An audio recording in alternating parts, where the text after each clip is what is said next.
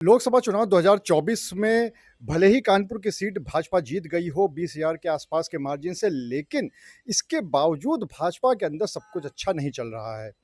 अभी एक समीक्षा बैठक हुई थी जिसमें हमारे सूत्रों का ये कहना था कि समीक्षा बैठक में इस बात को लेकर काफ़ी चर्चा हुई कि जो अधिकारी हैं वो या बीजेपी के नेताओं की नहीं सुनते हैं, जो जनता की समस्याएं हैं उनको लेकर अगर कोई नेता जाता है तो उनकी भी नहीं सुनी जाती है। और इस बात की तस्दीक तब भी हो गई जब खुद सांसद रमेश अवस्थी ने कैस्को एमडी को फ़ोन किया था और कई बार मिलाने के बावजूद बहुत देर के बाद जब ये बात पूरी लखनऊ पहुंची उसके बाद उनकी बात हो पाई थी।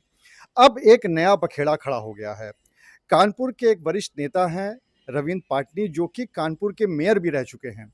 उन्होंने एक फेसबुक पे एक पोस्ट की थी और उस पे लिखा कि 2000 से पहले जब बीजेपी की कोई लहर नहीं थी, उस समय बीजेपी ने जो कानपुर की सभी विधानसभा सीटें हैं, उस पे अपनी जीत दर्ज कराई थी। उसके बाद उन्होंने सवाल उठाया कि आखिर अब ऐसा क्यों नहीं हो पा रहा है? अगर हम वर्तमान में बात करें तो कानपुर की जो 10 विधानसभा सीटें हैं उसमें से 3 विधानसभा सीटें समाजवादी पार्टी के पास हैं, 1 बीजेपी गठबंधन के पास है और बाकी 6 बीजेपी के पास हैं। तो इसको लेकर उन्होंने सवाल उठाए हैं कि आखिर ऐसा क्यों नहीं हो पा रहा है कि 10 की 10 सीटें बीजेपी के पास चली जाती हैं। दूसरी बात, उन्होंने एक बात और कही है कि जो भी कार्यकर्ता हैं या नेता हैं या जो भी जनता की समस्याएँ लेके जाते हैं, उनकी अधिकारी सुनते नहीं हैं। आखिर क्यों नहीं सुनते हैं?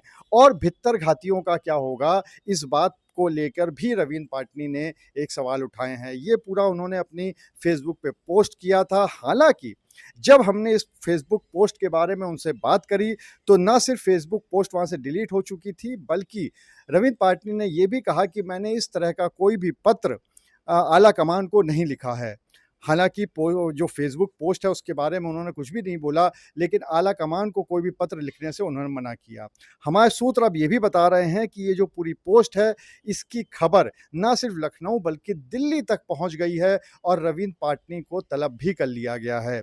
अगर हमारे सूत्रों की मानें तो इस समय भी शनिवार के दिन रवीन्द्र पाटनी दिल्ली में मौजूद हैं। तो लेकिन इससे एक बात तो ज़रूर समझ में आती है कि बीजेपी के अंदर लगातार जो भित्तर-घातियों की बात हो रही थी, जो इतने कम मार्जिन से बीजेपी जीती है, उसकी बात हो रही थी, जो लगातार समीक्षा बैठक में एक बात आ रही है कि कहीं न कहीं अधिकारी सुनते नहीं हैं सत्ताधारी दल के नेताओं की, जनता की समस्या भी जो लेके जाते हैं, उनके बारे में भी नहीं सुनते हैं, इसको लेकर भी काफ़ी आक्रोश है।